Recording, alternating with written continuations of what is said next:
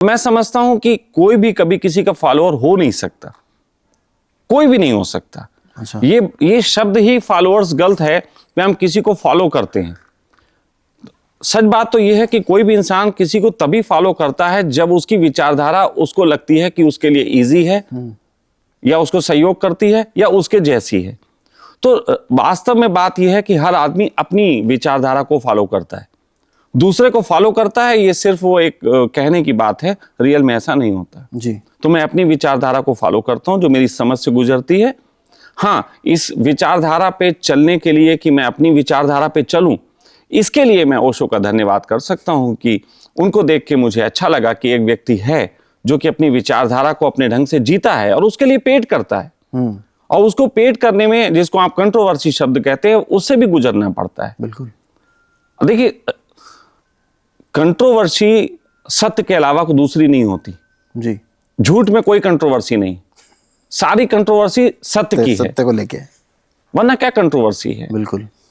आप पूरा जगत जो है वो झूठ से भरा हुआ है और उसमें कोई कंट्रोवर्सी नहीं है। जी। लेकिन थोड़े से लोग जो अपनी जिंदगी को अपने ढंग से जी रहे हैं और आपको वो पता लग जाता है कि ये अपने ढंग से जी रहे हैं, तो आपके लिए वो कंट्रोवर्शियल हो जाता है। कई लोग सर जैसे कंट्रोवर्सी को आजकल फेमस होने के लिए थोड़ा सा ज्यादा यूज करते हैं। देखिए, जहां तक फेमस होने की बात आती है कि मेरा एक नाम बन जाए। हाँ, जहां तक फेमस होने की बात आती है तो एक तरफ जहां पे ये इल्जाम आप फेमस होने का लगा सकते हैं, वहीं कुछ लोग इल्जाम लगाते हैं कि मैं बड़ा बुद्धिमान हूं। फेमस होने के लिए लोग ही फेमस होना चाहते हैं। मैं वही कह रहा हूं, फेमस होने के लिए कोई ऐसी चीजें नहीं करता। जी। फेमस होने के लिए जो मैंने चीजें की हैं वो ऐसी नहीं करता। फेमस होने के लिए कोई अपने को तकलीफ में नहीं डालेगा। जी। फेमस होने के लिए कोई अपने आप को घर से छोड़ के शमशान घाट में तो नहीं बैठा लेगा। बिल्कुल। फिर वो जा सकता है कुंभ के मेले में जा सकता है, शमशान घाट में नहीं जा सकता। तो मैं अब शमशान घाट में अपने को बैठाल रहा हूं तो वहां साधना करने के लिए बैठाल रहा हूं। लेकिन ये दुनिया का बड़ा उल्टा रूल है कि आप अगर लोगों को बोले कि मिठाई खाना चाहते हैं तो लोग आपको मिठाई नहीं देंगे। बिल्कुल।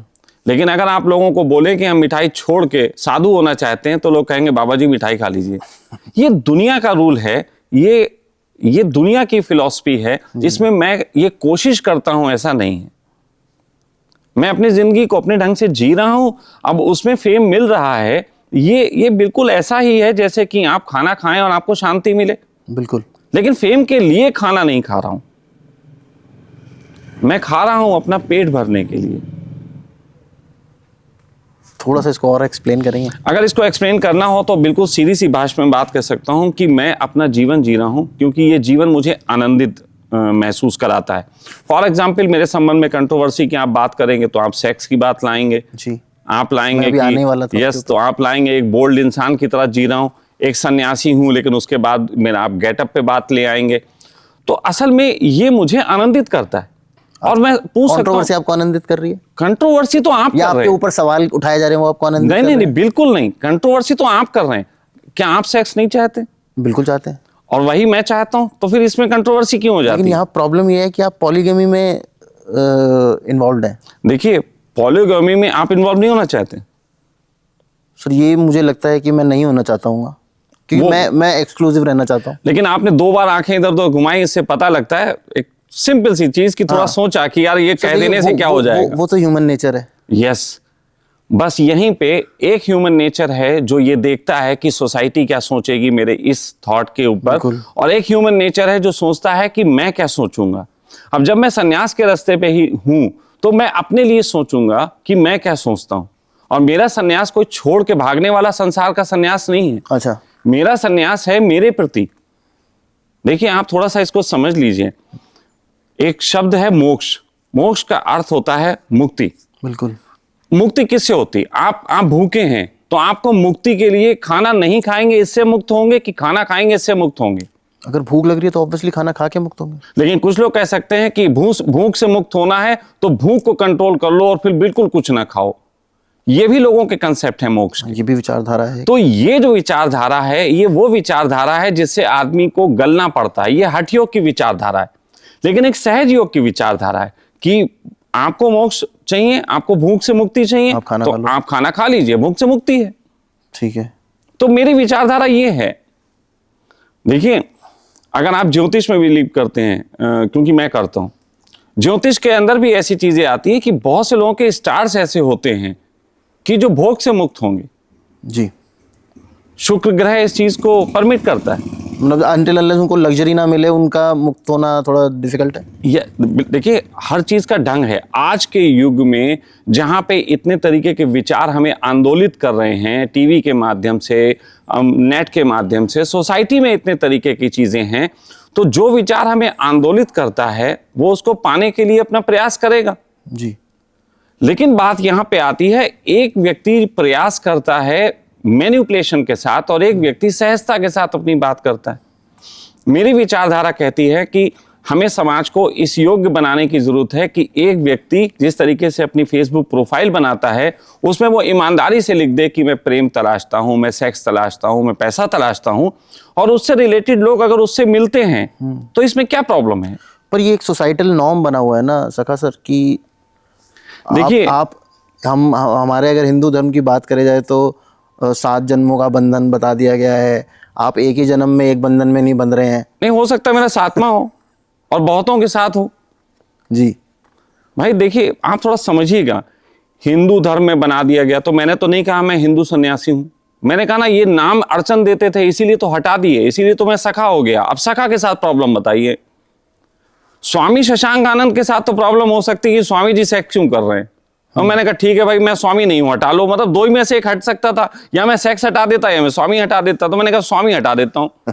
अब मैं मित्र हो गया। दोस्त के साथ कोई प्रॉब्लम है पोलोगमी होने में? होनी तो नहीं चाहिए वैसे। दोस्त के साथ कोई प्रॉब्लम नहीं है। ये चलता कैसे है सर? क्या चलता कैसे है? ये जो पूरा सिस्टम है, ये जो पूरा रिलेशनशिप है आपका, ये कैसे होता है? ये देखिए, मुझे मैं थोड़ा सा आपको समझा दो आप। मैं कोई इसमें इधर लंबा चौड़ा नहीं भटकना चाहता, लेकिन सीधी सी बात है, एक स्त्री क्या चाहती है और एक पुरुष क्या चाहता है। अगर इसकी फिलॉसफी की बात करें तो बहुत अच्छे तरीके से कई लोगों ने इसको ऐसे कहने की कोशिश की है कि पुरुष जो है सेक्स चाहता है और स्त्री जो है वो एक तरीके से शेल्टर चाहती है। जी, अगर सोसाइटी की बात करें, नेचर की भी बात करें तो ठीक है।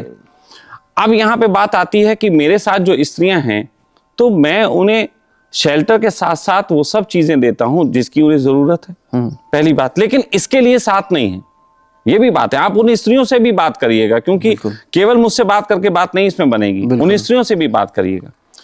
उनके आने का रीजन प्रेम है, उनके आने का रीजन समर्पण है। अब वो मेरे साथ में हैं तो उनको जो जरूरत होगी उसको ख्याल रखना एज ए ह्यूमन बीइंग मेरा फर्ज है, एज अ प्रोवाइडर। ऐसे प्रोवाइडर गलत है शब्द ये तो, क्योंकि मैं बहुत से लोगों को सहयोग कर रहा हूं जी। लेकिन फिर भी जब वो मेरे पास हैं तो उनकी भावनाओं का ख्याल रखना, उनकी जरूरतों का ख्याल रखना, ये सब मेरा फर्ज है।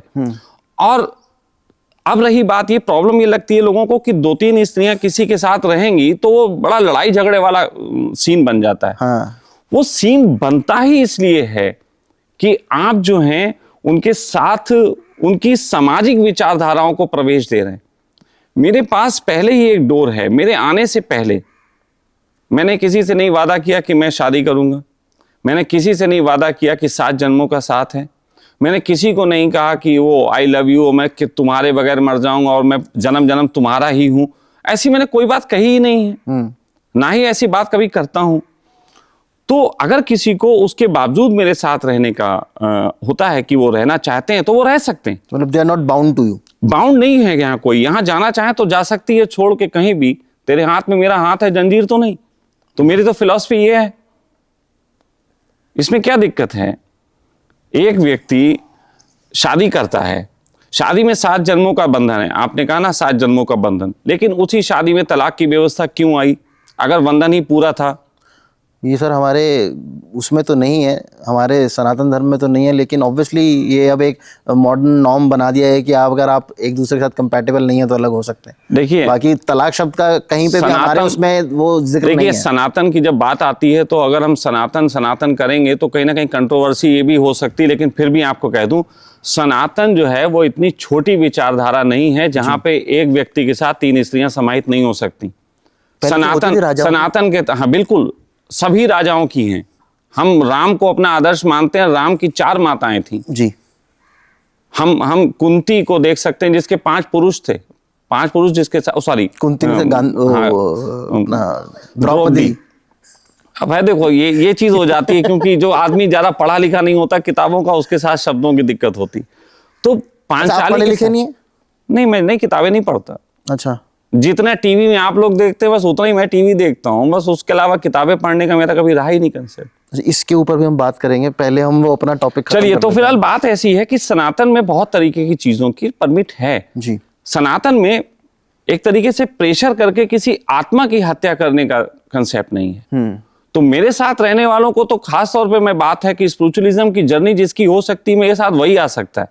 मेरे साथ ऐसा नहीं हो सकता है कि राह चलती स्त्री बोले मैं आपके साथ आना चाहती हूँ, मैं परमिट कर देता हूँ सिर्फ इसलिए कि मैं उसके साथ जो है सोऊंगा, ऐसा कुछ नहीं है। अच्छा, उसके लिए भी एक चीज है कि स्पिरिचुअलिज्म की जर्नी में अगर मैं आपके सहयोगी हो सकता हूं तो हम साथ में रह सकते हैं। अब स्पिरिचुअलिज्म की जर्नी में बहुत कंट्रोवर्सीज हो जाती है कि स्पिरिचुअलिज्म की जर्नी में फिर सेक्स का क्या काम। बिल्कुल। तो मैं आपसे कह सकता हूं, आप कबीर को स्पिरिचुअल मानते हैं? कबीर को, हाँ, वो तो मतलब उनके बेटा था। बिल्कुल था, उनके बेटा था। आप कृष्ण को स्पिरिचुअल मानते हैं?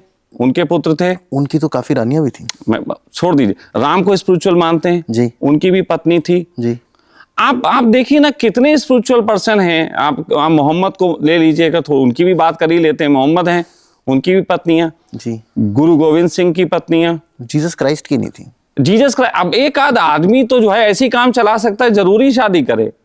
सही बात है। हमें थोड़ी पहले समझ आ गई होती तो हाँ, आप मेरे बारे में भी लिखते कि शादी नहीं है। अच्छा, अब वो थोड़ी समझ नहीं आई थी इसलिए शादी भी हो गई। अच्छा। तो सर एक बात बताइए, जैसे आप मल्टीपल पार्टनर्स हैं आपके साथ, अगर वो लोग मल्टीपल पार्टनर के साथ रखना चाहें तो आप अलाउ करेंगे? अलाउ क्या मतलब वो आपको अगर वो जाना चाहे तो मैं जाने दूंगा, उसमें कोई आपत्ति नहीं है। और ऐसा कई लोग मेरे साथ रहने वाले गए हैं। अच्छा, हाँ, इसमें क्या है? अच्छा, मतलब आप ऐसा कुछ बंधन बांध के नहीं रखा हुआ? ना, कोई बंधन नहीं है। आपको अनुभव लेना है जीवन के, आप आगे बढ़िए, अनुभव लीजिए। हो सकता है आप जीवन में जिस खोज में निकले हो वो मुझसे पूर्ति ना होती हो, तो आपको अधिकार है, आप कहीं और खोजिए। तो आपकी जो स्पिरिचुअलिटी की जो परिभाषा है सका सर की, ये बहुत अलग है। आपके हिसाब से स्पिरिचुअलिटी क्या है सर? ये क्योंकि ये जो भी बातें आप मुझे बता रहे हैं ना, ये कहीं पे मैंने किताबों में नहीं पढ़ी है, या जितने भी प्रीचर्स हमने पहले, इससे पहले भी मैं बहुत सारे लोगों से बात करता रहता हूँ, वो अगर आपकी बात सुनेंगे तो कहेंगे तो आप बिल्कुल धर्म विपरीत बात कर रहे हैं। देखिए, मैं आपको बताऊं, बिठा दूं तो झगड़ा भी हो जाएगा शायद। जब कोई नई विचारधारा आएगी, इसी तरीके का विरोध होगा। और मैं ये कह सकता हूं, मेरी विचारधारा नवीन नहीं है, इतनी ज्यादा पुरानी है, इतनी यथार्थ है। हम भूल चुके हैं। हाँ, कि हम भूल चुके हैं उसको। आप देखिए कि आपको मालूम है, मैं आज आपको एक चीज बताता हूं जो अभी मुझे 2-4 दिन पहले ही देखने को मिली। वो ये थी कि आपने रामायण में सुंदरकांड पढ़ा है? मैंने सुना है सर, पढ़ा। सुंदरकांड का 35वां अध्याय है जी, जिसमें सीता को जो हनुमान हैं वो राम के शरीर का वर्णन कर रहे हैं। सीता पूछ रही हैं, आप उन्हें जानते हैं तो आप बताएं राम दिखते कैसे हैं? जी। तो उसमें वर्णन करते करते हनुमान जी जो हैं वो राम के अंडकोश तक का वर्णन करते हैं। यस। अच्छा। अब आप इसको कहेंगे क्या वो हनुमान जी उनके अंडकोश देखते थे? नहीं, वो इतना सरल युग रहा होगा कि जब जंगल में वो रहते थे तो जाहिर सी बात है कभी झरने में नहाते होंगे, कभी कहीं। और ये तो हम लोगों ने शरीर को गंदा बना लिया है, इसलिए हम लोग पहले मतलब तालाब में ही तौलिया लपेटेंगे फिर बाहर निकलेंगे। रामचंद्र जी ऐसे ही निकल आते होंगे। अब जब ऐसे ही निकल आएंगे तो शरीर पे निगाह पड़ेगी। बहुत गालियां पड़ेंगी हम इस बारे में। देखिए, आपको गालियां पड़ेंगी, लेकिन समझदारी की बात है। जबकि जिन्होंने यह विषय उठाया है उन्होंने राम को गलत बोला है, उन्होंने हनुमान को गलत बोला है कि ये तो हनुमान कैसे थे। लेकिन बात वो नहीं है, वो वर्णन कर रहे हैं, वो पूरे शरीर का वर्णन कर रहे हैं। जब कोई किसी को प्रेम करता है तो वो उसके अंग अंग से परिचित होता है। हनुमान इतने उनके ज्यादा प्रेम में है कि वो एक एक अंग का उनका जो है वर्णन कर रहे हैं। नाक का, आंख का, कान का, होठों का, उनकी छाती का, उनके सारे अंगों का उन्होंने वर्णन किया है। वो प्रेम की पराकाष्ठा है। लेकिन उसको प्रेम की पराकाष्ठा देख के आप उसमें देखने लगे ऐसे ही जैसे आप किसी घर जाएं, एक बच्चा आपके सामने आए, बड़ा खूबसूरत बच्चा है, कच्छा नहीं पहने हुए। अब आप देखिए कच्छे पे आपकी निगाह जाएगी। आपने देखा ना कि वो कच्छा बनियानधारी ग्रोह होता है, बड़ी अच्छी साइकोलॉजी है उनकी कि कच्छा पहन के जो है वो लोगों को लूटने निकलो, लोगों को कच्छा ही याद रहता है, बस और कुछ याद नहीं चेहरा याद ही नहीं रहता। उन्होंने कहा साहब अच्छा एक बताइए उनका चेहरा कैसे था? बोला साहब चेहरा नहीं देखा, हमने कच्छा पहना हुआ था देखा। उसने। अब इनसे पूछो कि हमने कैसी सोसाइटी निर्मित कर ली है जो चेहरा नहीं देखती, कच्छा देखती है। तो जो सोसाइटी कच्छा देखती है आप उसको गलत नहीं बोलेंगे, आप उसको गलत बोलेंगे जो कह रहा है हम नग्न हैं। बिल्कुल कमाल की बात है, सोसाइटी कच्छा ही देख रही, हम तो किसी का कच्छा नहीं देख रहे, हम तो आपका चेहरा याद रखेंगे। तो बात ऐसी है, हम इतने ज्यादा प्योर हैं कि आज की इम्प्योरिटी में समाहित नहीं हो पा रहे। बिल्कुल